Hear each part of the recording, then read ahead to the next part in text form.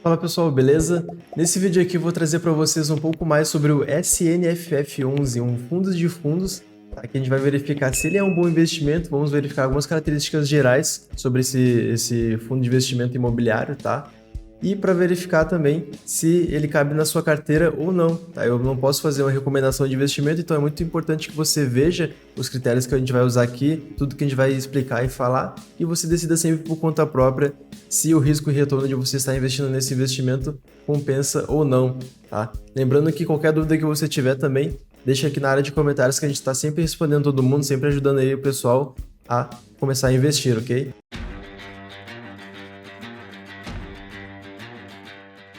Eu tô aqui então, pessoal, com o relatório gerencial deles, tá? Que foi o último que saiu. Então, basicamente, mostra aqui um pouco no próprio site deles, tá? Um pouco das características gerais, tá? Ele vai mostrar um pouco do desempenho também deles, né? Um pouco do valor da cota, do resultado de alguns eventos relevantes. Então, para já mostrar para vocês, tá? Então, ele realmente está classificado como fundos de fundos, porque ele realmente compra cotas de outros fundos imobiliários, tá?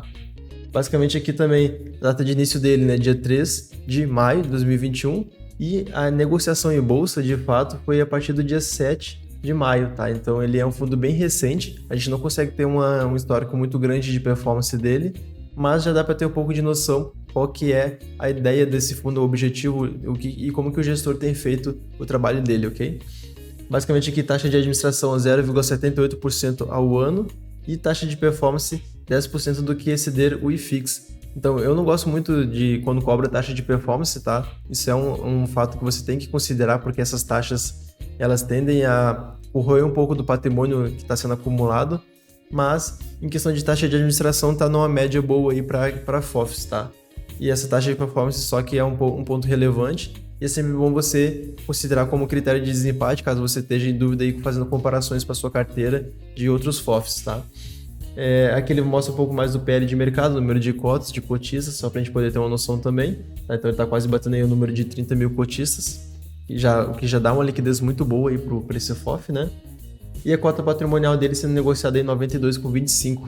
Então é a média que está de questão de valor de cota atualmente também. Tá? Na data que eu gravo esse vídeo é em torno de R$92. Tá? Então ele está com esse valor um pouco mais alto do que a gente vê até em outros fundos de investimento, tá? Que a gente consegue comparar ali, mas isso tudo aí, se você for um investidor de longo prazo, né, faz aquele seu aporte único mensal, né, se cabe no seu orçamento também, tá? Às vezes você comprar uma cota desse para ter essa diversificação toda no mercado imobiliário, pode estar compensando, ok? Mas isso tudo tem que sempre analisar no todo da carteira a porcentagem que ele vai caber, tá? Aqui eu falo um pouco mais de administrador, CNPJ, site. Né? Aqui, como eu falei para vocês, é uma carta do gestor ao cotista, então ele vai explicar realmente todas as movimentações, alocações, o que ele tem feito, né? Vai explicar um pouco do que a gente vive atualmente. Então a gente sabe que a gente está com esse aumento da Selic, né, previsto até o final do ano, né, continuar aumentando a Selic para tentar controlar um pouco a inflação, que também está elevada. Isso tudo está trazendo um cenário econômico complicado aí, né, para fundos imobiliários também. Mesmo os FIIs, os imóveis de forma geral, né, eles sendo reajustados conforme a inflação, porém isso aí demanda um certo tempo, tá, para fazer esse reajuste de fato, e acaba que muitos fundos também ficaram impactados com aquela questão da pandemia em si, tá, com a reabertura econômica aos poucos, né.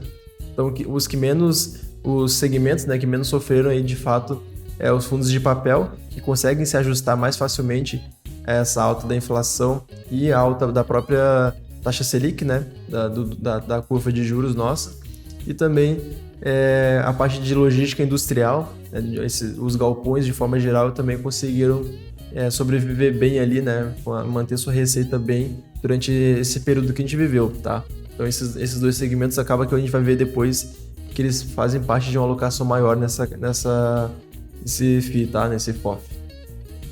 Então aqui o gestor ele vai explicar isso que eu falei para vocês, tá? Vou mostrar um pouco mais das alocações em si nessa parte. Aqui você consegue já ver também um gráfico de liquidez diária e a cotação também, tá variando sempre, né? Realmente a curto prazo não tem muito o que fazer, tá? Varia muito, então é sempre bom que você tenha a visão de longo prazo ao adquirir um ativo como este, ok? Um pouco mais daqui da alocação, para a gente poder ter uma noção. Então, inclusive eles têm uma ferramenta bem interativa aqui, caso você queira ver por setor certinho, tá? Porcentagens aqui de como foi evoluindo também. Então, a gente vê um caixa bem alto, início de maio, que foi reduzindo, né? Então, atualmente aí o caixa dele está representando um pouco mais de 10%, né? Aqui também a gente consegue ver a maior porcentagem, 21%, né? Que são os fundos de papel, que, como eu falei para vocês, eles estão conseguindo garantir uma receita melhor atualmente, né? Uma receita, uma previsibilidade boa, tá? Uma porcentagem alta também aqui, né?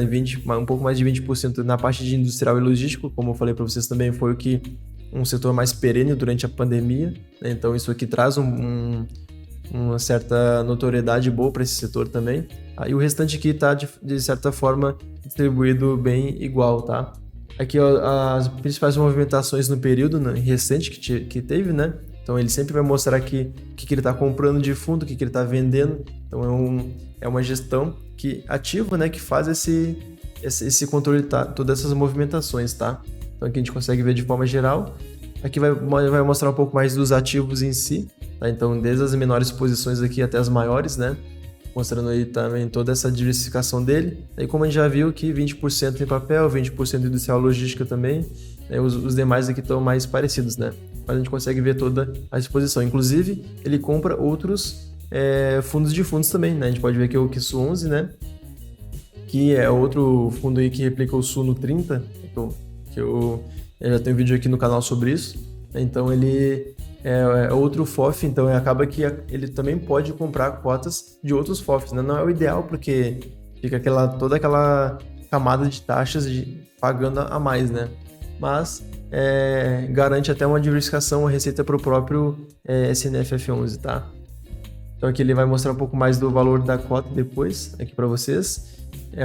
Ele mostra aqui realmente no gráfico o retorno ali comparando com o IFIX, tá? Então, como é que a cota, né, a rentabilidade da carteira, ela variou, tá? Então, comparando aqui com o IFIX e o Suno 30, né, que é aquele índice que a Suno criou, né, dando puro valor de patrimônio líquido, né, dos fundos imobiliários, né? E ele pegou os 30 maiores ali, né, para poder compor um índice. Então, aqui a gente consegue ver um pouco dessa performance, né, dele, realmente do retorno do SNFF11 acima, né, nesse curto prazo aí, desses dois indicadores, né, tanto o IFIX quanto o Suno 30, né. Agora, recentemente, que colou um pouco eles três, né, teve muitas situações aí de risco político, risco fiscal de forma geral que está acontecendo, né, então isso tudo aí faz esse mercado tá tendo toda essa queda, né? Fora toda essa inflação, Selic, né? Então o cenário ele tá bem complicado, mas é sempre bom você definir sua porcentagem na sua carteira e seguir sua estratégia fielmente, tá? E não se ficar naquele alarde dessas notícias de forma geral, tá? Inclusive ele mostra aqui um pouco do ágio, né? Ponderado dos PIS alocados, mostrando aí basicamente nesse curto prazo, né? Toda essa queda, tá? Aqui um pouco mais do resultado. Ele vai também mostrar aqui como se fosse um DRE, né? Mostrando as despesas de forma geral, tá? Os fundos. Ele traz também um pouco mais dos comentários do gestor por setor aqui, caso vocês queiram ver depois especificamente, né? A distribuição do resultado, né? Então, o dividend yield anualizado dele está de 9,03%, né? Mensal 0,75%. Então, ele está entregando um retorno adequado aí para um FOF, ok? Bem adequado. E aqui vai aparecer um pouco mais dos eventos relevantes, principalmente mostrando sobre alguns outros fundos imobiliários que eles têm na carteira, né? Então aqui é o HGLG, VISC, ele vai realmente descrevendo alguns comunicados de forma geral, tá? Eles trazem essa opção também, é muito bom para quem gosta de realmente fazer esse acompanhamento, né?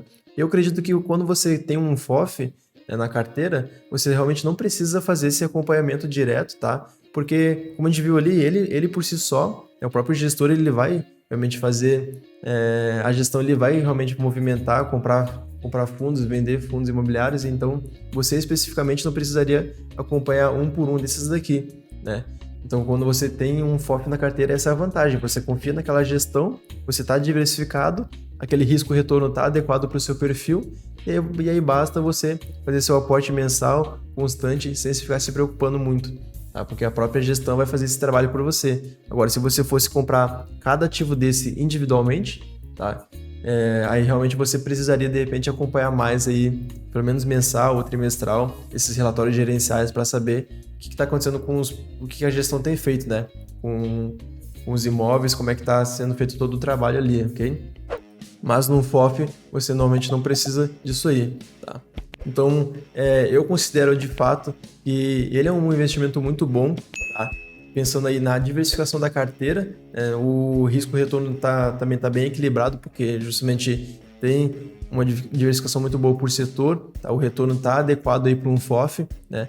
O problema ali que eu vejo mais é a taxa de administração está um pouquinho maior, tá? Do que uma média para os FOFs, e também a questão da taxa de performance que ele também cobra, tá? Então, se a gente for comparar, por exemplo, com o Kisu 11, que ele replica aquela carteira do Suno 30, né?